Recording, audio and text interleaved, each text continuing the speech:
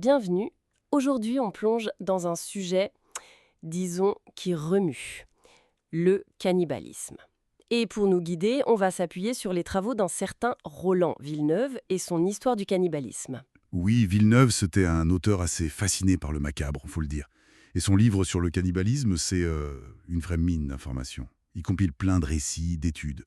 Et il propose une sorte de grille de lecture, c'est ça? Exactement. Pour essayer de comprendre, il distingue plusieurs types. Il y a le cannibalisme par nécessité, pour survivre, puis le cannibalisme qu'il appelle gastronomique, Gastronomique? carrément, Eh oui. puis le guerrier, le rituel, et enfin le pathologique. Ça aide à débroussailler un peu. Oui, parce que sinon on reste bloqué sur l'horreur pure, hein. Voltaire, déjà, il se posait la question, est-ce que c'est si contre nature que ça, essayant de voir un peu plus loin? Tout à fait. Le terme savant, c'est anthropophagie, le fait de manger de l'humain.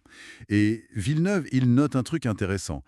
L'humain, parfois, il tue son semblable juste parce qu'il pense que c'est bon. Une sorte de gourmandise supposée. Bon, commençons par le plus logique, si on peut dire. La nécessité, la survie. Oui, les cas extrêmes. Les famines terribles comme au Moyen-Âge ou en Chine, ou les naufrages célèbres. Le radeau de la Méduse, c'est l'exemple type. Là, c'est la faim qui dicte tout. Pas le choix. Voilà. Les survivants ont mangé les morts pour tenir. C'est la survie brute, vraiment. On trouve ça aussi dans les récits de sièges de ville, Jérusalem, Sancerre, des situations terribles. Mais alors, ce qui est plus déroutant, c'est quand ce n'est plus la faim. Ce cannibalisme gastronomique. Oui, c'est ça qui interpelle le plus peut-être, l'idée qu'il y a un plaisir gustatif. Villeneuve cite le capitaine Cook par exemple. Ah oui. Il raconte qu'un habitant des îles Sandwich était presque amusé par sa question sur le fait de manger de la chair humaine. Pour lui, c'était juste un manger savoureux. Incroyable. Et il y avait des préférences, des parties spécifiques. Apparemment, oui. Selon les cultures, ça variait. Parfois les enfants, les jeunes filles, Ou des parties précises, les mains, le cerveau. les fesses même, réservées aux prêtres, aux marquises selon certains récits. Ah. Et comment c'était préparé? De toutes les façons. Grillé, bouilli, fumé. Le fameux boucan des Caraïbes, ça vient de là. Parfois cru même. Villeneuve cite une description assez frappante de Jules Garnier en Nouvelle-Calédonie. Racontez. Il décrit un vieux chef en train de grignoter méticuleusement une tête cuite, savourant le contenu. Ça montre bien que ce n'était pas juste la faim, c'était intégré culturellement comme un repas. Difficile à imaginer.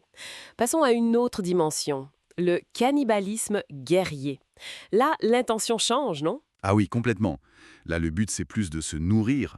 C'est la vengeance ou l'idée de s'approprier la force de l'ennemi qu'on a vaincu. Comme Achille qui voulait dévorer Hector dans l'Iliade. Voilà, c'est cette idée-là. Manger le foie ou le cœur de l'ennemi, c'était vu comme un moyen d'absorber son courage, sa puissance. Et la chasse aux têtes, ça rentre là-dedans. Tout à fait. Chez les Jivaro, par exemple, avec leur tête réduite, les Tsanza. C'était un trophée, bien sûr, une preuve de bravoure, mais aussi un acte magique. Posséder l'âme de l'ennemi, le neutraliser. Donc il y a une charge symbolique, magique très forte. C'est qui nous amène au cannibalisme rituel, j'imagine. Exactement. C'est souvent lié d'ailleurs. On pense aux sociétés secrètes, genre les hommes léopards en Afrique. Ils utilisaient la terreur, des mises en scène, avec des peaux d'animaux, des griffes, Et l'initiation passait par... parfois par l'ingestion de parties humaines, oui, ou de sang. Au Basutoland, il y avait ces meurtres d'Iretlo. Le but était de prélever des organes sur des victimes encore vivantes. Ah oui, c'est terrible. Pour fabriquer des objets magiques, des cornes, l'anaï, l'aka, censés donner du pouvoir, la fertilité, des rituels très complexes, très codifiés. Ça n'a plus rien à voir avec la nourriture ou même la simple vengeance guerrière. Non, on est dans le sacré, le magique, le contrôle social aussi parfois. Faut distinguer ça d'ailleurs des accusations sans fondement qui ont parfois été portées contre les juifs ou les missionnaires chrétiens par exemple. Oui, important de le préciser.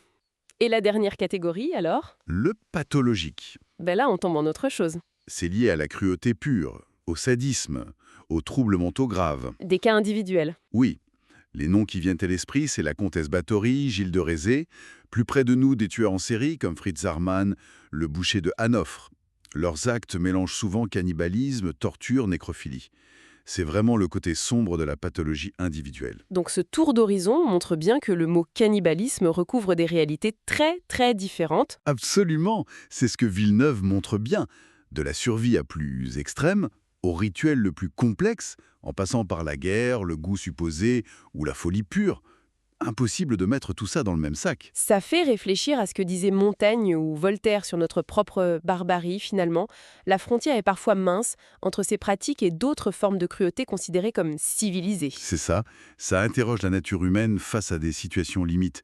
La nécessité, le pouvoir, le sacré, la violence. Et pour finir, une dernière piste de réflexion. Oui, Villeneuve et d'autres évoquent la façon dont certains rituels religieux, comme l'Eucharistie dans le christianisme, ont pu sublimer symboliquement cet acte. Manger le corps et boire le sang du Christ, c'est une forme de théophagie, de consommation du divin. Une transformation symbolique. Voilà. Comment ce passage au symbole dialogue avec l'histoire très concrète et souvent brutale de l'anthropophagie? C'est une question ouverte, je trouve, sur la façon dont les rituels humains évoluent, persistent, se métamorphosent.